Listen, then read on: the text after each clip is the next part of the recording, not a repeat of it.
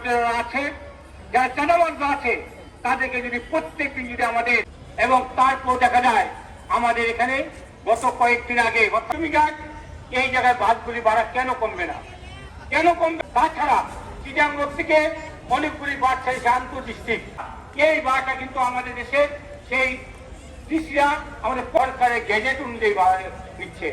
একটা কথা স্পষ্ট বলতে চাই, 5 দিন 6 দিন 7 দিন ধরে এটা ঢাকা কুমিল্লা ঢাকা যখন আমরা বলতে চাই অবিলম্বে আপনি এটা ভাড়া। আমরা আমাদের জায়গা থেকে এক পাও পিছু হব না। আমরা আজকের বৈঠকের মধ্যে এই পরিবহনের ভাড়া 45 টাকার করার জন্য যে বক্তব্য রাখার জন্য অনুরোধ করছি নারায়ণগঞ্জ সাংস্কৃতিক জোটের সভাপতি। সবাইকে নারায়ণগঞ্জ সাংস্কৃতিক জোটের পক্ষ থেকে সংগ্রামী শুভেচ্ছা জানাচ্ছি। আজকে ভাড়া দিতে হচ্ছে 55 টাকা এবং এস1 সেক্টর। সাথী বন্ধুরা, আজ থেকে 11 বছর সম্মেলন করেছিল এবং সেইখানে তারা বলেছিল লুটপাট চলছে, এই ভাড়া শুধু চাঁদা। সারা বাংলাদেশের 5 ট্রাক লরির থেকে এনজিওর কিস্তি প্রথমবার বিকাশ পেমেন্ট করলেই 20 টাকা ইনস্ট্যান্ট ক্যাশব্যাক। 2024 সালের 3 ডিসেম্বর নারায়ণগঞ্জের প্রেস ক্লাবে ডিসিএসপি এবং তৎকালীন মেয়র তারা এইখানকার যেই সমস্ত পরিবহনের রুট পারমিট নাই, ফিটনেস নাই, সেই সমস্ত বাসগুলিকে ডাম্পিং এ দেওয়ার কথা বলেছিলেন।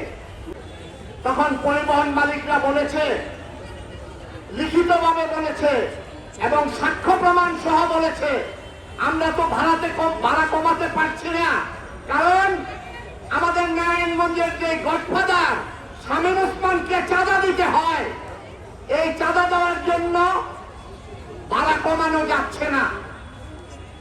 বিভিন্ন সময়ে জ্বালানির মূল্য বৃদ্ধি হয়েছে, এই জ্বালানির মূল্য বৃদ্ধির অজুহাত পরিবহন সেক্টরের মালিকরা দেখিয়েছে।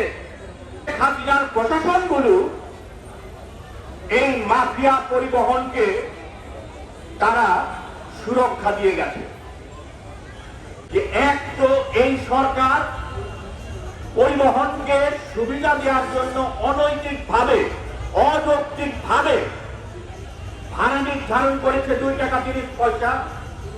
আবার তাদের নির্ধারিত ভাড়াতেই তারা এই স্ল্যাবে বলছে এই চাষারা থেকে যদি ওঠে তাহলে